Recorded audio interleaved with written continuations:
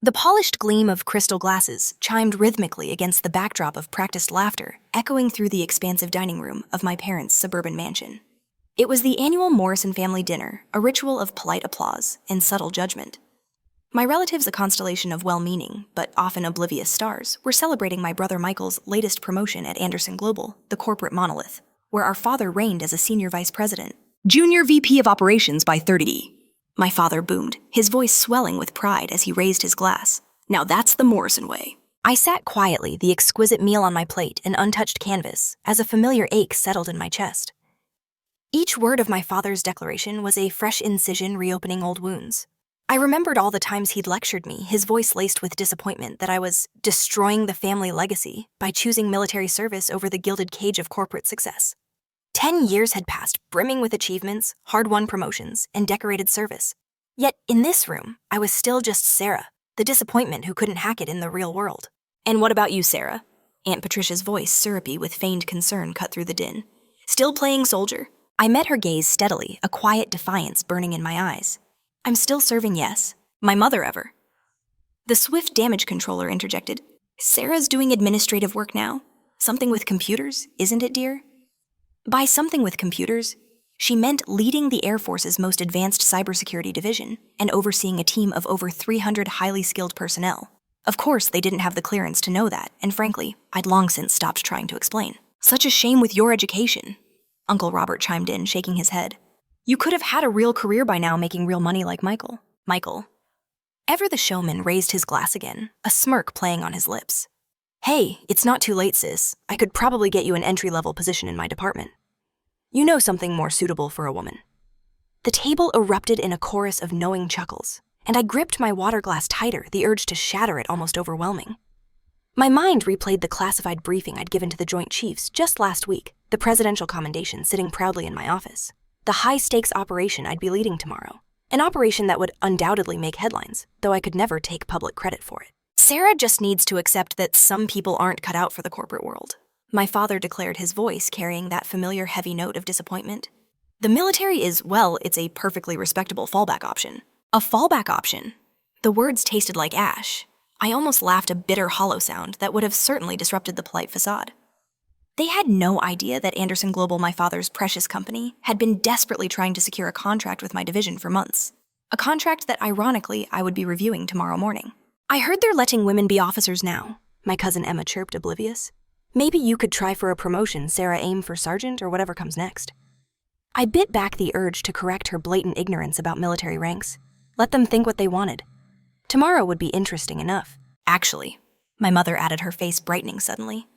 Sarah's friend James just started his own tech company. He's single, you know. Maybe it's time to think about settling down, dear. Find a nice man who can take care of you. James.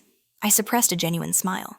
They meant Major General James Harrison, my direct superior, and certainly not single unless you counted his recent divorce from his husband. The same James who would be walking into Anderson Global's board meeting tomorrow morning. I'm focused on my career right now, I said, simply hoping to end the inquisition. My father scoffed, a dismissive sound. What career? Pushing papers in some military office. You had such potential, Sarah. You could have been something. I stood up slowly, placing my napkin deliberately beside my plate. I should go. Early meeting tomorrow. Of course. Michael smirked, his eyes glinting with amusement. Wouldn't want to be late for roll call. As I walked toward the door, my father's voice followed me, a parting shot. One day you'll realize what you've thrown away, Sarah. The Morrison name used to mean something in this city. If only they knew that tomorrow, the Morrison name would mean something very different indeed. In the quiet solitude of my car, the suburban mansion shrinking in my rearview mirror, I pulled out my secure phone and dialed a familiar number. Everything set for tomorrow, Major? Yes, Colonel, came the crisp reply. Operations are a go at 0900 hours. Anderson Global's board won't know what hit them. I smiled, a genuine, unburdened smile, picturing my father's face when he realized who truly held the power in tomorrow's meeting. Excellent. Make sure all the paperwork is in order. I want this by the book. Of course, ma'am, he responded, though I still think you should have told them. I watched the distant lights of my parents' house fade into the night. They'll find out soon enough. Back in my apartment, not the modest military housing my family imagined, but a penthouse overlooking the glittering city, I reviewed the files for tomorrow one last time. Anderson Global's cybersecurity systems were outdated, embarrassingly vulnerable. They desperately needed our contract, though they didn't know just how desperately yet. My phone buzzed with a text from Michael. Seriously, sis, think about that entry-level position. Better than wasting your life playing soldier. I set the phone aside and opened my laptop, pulling up the classified intelligence report that would rock Anderson Global's board meeting tomorrow. Sometimes the best revenge isn't telling people they're wrong. It's letting them figure it out for themselves. I opened my closet, pushing aside the casual clothes to reveal my dress uniform, its gleaming metals catching the soft light. Tomorrow, I wouldn't be Sarah Morrison, the family disappointment. I would be Colonel Sarah Morrison, commanding officer of the Air Force's Cyber Operations Command, and the person holding Anderson Global's future in my hands. My father always said the Morrison name meant something in this city. Tomorrow he'd learn just how right he was, but certainly not in the way he expected. I picked up a framed photo from my desk, me at 18, standing proud in my Air Force Academy uniform, while my family looked on with barely concealed disapproval. 10 years, countless missions, and 3 promotions later, I was about to show them exactly what their fallback option had become. The next morning, I arrived at Anderson Global's headquarters an hour before the board meeting, my dress uniform, pristine medals and insignia perfectly placed. The security guard at the desk did a double take when he saw my credentials. "Colonel Morrison, are you related to—" "Yes," I said simply.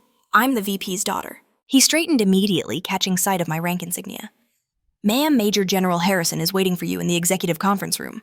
I took the private elevator to the top floor, remembering all the times I'd visited my father's office as a child.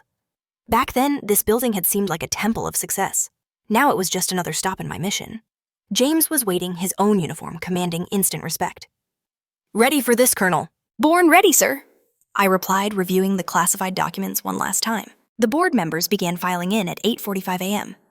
My father entered last, deep in conversation with Michael. Neither of them noticed me standing in the corner, partially hidden by a large display screen. "Let's get started," my father announced, taking his seat at the head of the table. "As you know, we're here to discuss the military cybersecurity contract. Our technical team has prepared—" "Actually," James interrupted, standing up. "I'll be leading this meeting." He gestured to me. "Colonel, if you would." I stepped into view. The blood drained from my father's face. Michael's smug smile vanished, replaced by a gaping stare. The other board members looked confused, glancing between me and my father. "Good morning," I said, my voice carrying the authority of command. "I'm Colonel Sarah Morrison, commanding officer of the Air Force Cyber Operations Command. We're here to discuss serious vulnerabilities in your network security." "Sarah," my father sputtered, his voice a disbelieving gasp. "What is this?" I clicked a button, bringing up the classified report on the screen. 3 months ago, our team detected multiple breach attempts on your systems.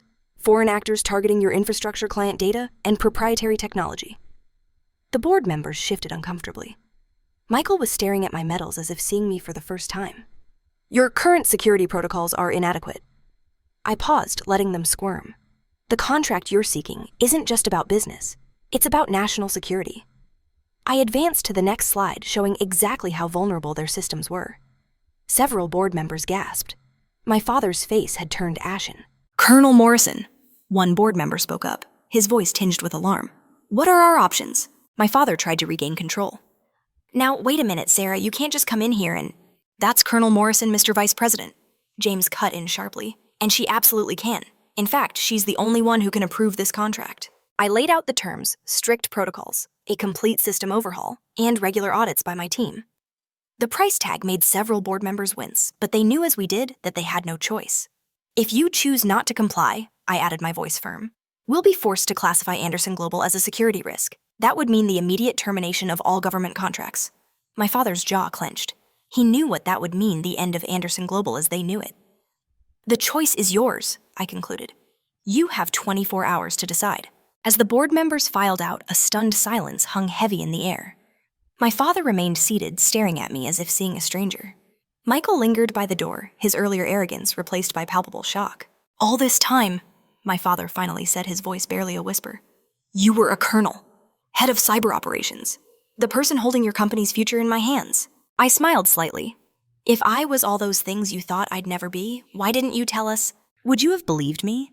I continued, the question hanging in the air. "Or would you have dismissed it like everything else I've done?" Michael stepped forward, his eyes wide. "Sis, I didn't know." Clearly, I cut him off. "By the way, that entry-level position you offered, I make 3 times your salary, and that's just my base pay." I gathered my documents, preparing to leave. My father stood up suddenly. "Sarah, wait. Perhaps we could discuss this as family." I turned back, meeting his eyes. "Family, last night you said I'd never be anything, that I was wasting my potential.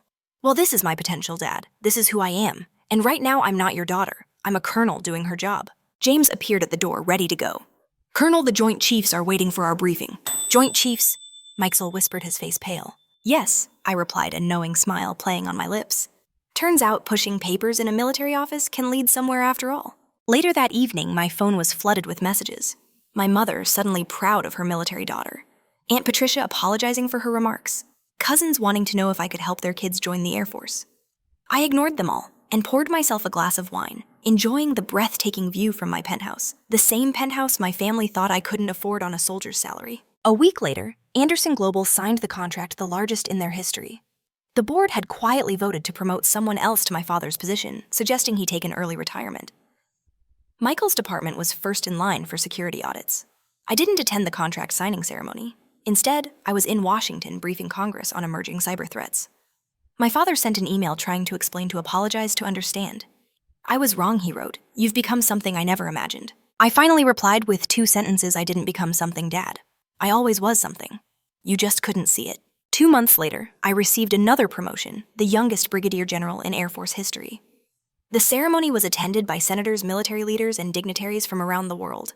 My family sat in the back row, a quiet, almost bewildered group watching as their fallback option daughter received her star. My mother cried. My father looked shell-shocked. Michael actually saluted, though he did it completely wrong. That evening at the reception, a young lieutenant approached me. General Morrison, your speech about following your own path despite what others think. It really hit home. My family doesn't support my service either. I smiled, remembering that photo of me at 18 standing proud while my family frowned. Let me tell you a story, I said. It starts with a family dinner where they told me I'd never be anything. The lieutenant listened intently as I shared my journey. Around us, the reception continued, a vibrant hum of conversation and celebration. This was my new world of generals, politicians, and real power brokers. Through the window, I could see my family huddled together at their table, still looking out of place in this world they'd never understood. Sometimes success isn't about proving others wrong. Sometimes it's about proving yourself right. And sometimes, just sometimes, the path everyone tells you to avoid is exactly the one you're meant to take. I touched the general's star on my shoulder, remembering all the nights I'd stayed up studying, while Michael partied, all the missions I'd completed while my family attended charity galas, all the promotions I'd earned while they mocked my choices. My father had always said the Morrison name meant something in this city. He was right. But now it meant something entirely different, something he never expected, something he couldn't control. Something that had nothing to do with corporate success or family legacy. It meant excellence. It meant service. It meant proving that sometimes the highest achievements come from daring to disappoint the right people. Valuable lessons to heed. Trust your own path. This story powerfully illustrates the importance of self-belief and pursuing your passions, even when faced with significant disapproval from those closest to you. Sarah's unwavering commitment to her military career, despite her family's dismissive remarks, ultimately led her to extraordinary success. Don't let others define your potential or your purpose. Actions speak louder than words. Sarah's family constantly criticized her choices, but her quiet perseverance and impressive achievements spoke volumes. Rather than arguing or trying to convince them, she let her accomplishments do the talking. Sometimes the most impactful response to skepticism is sustained excellence. Redefining success. The story challenges traditional notions of success, particularly those centered solely on corporate or financial achievements. Sarah's fallback option career ultimately gave her immense power, influence, and personal satisfaction, proving that success can be found in many forms beyond societal expectations. The power of underestimation. Sarah's family consistently underestimated her, which paradoxically became a source of her strength and motivation. Their ignorance allowed her to operate effectively outside their perceived limitations and ultimately surprise them with her true capabilities. What are your thoughts on Sarah's journey? Have you ever had to prove your worth to disbelieving family or friends? Share your experiences in the comments below, and don't forget to subscribe for more inspiring stories.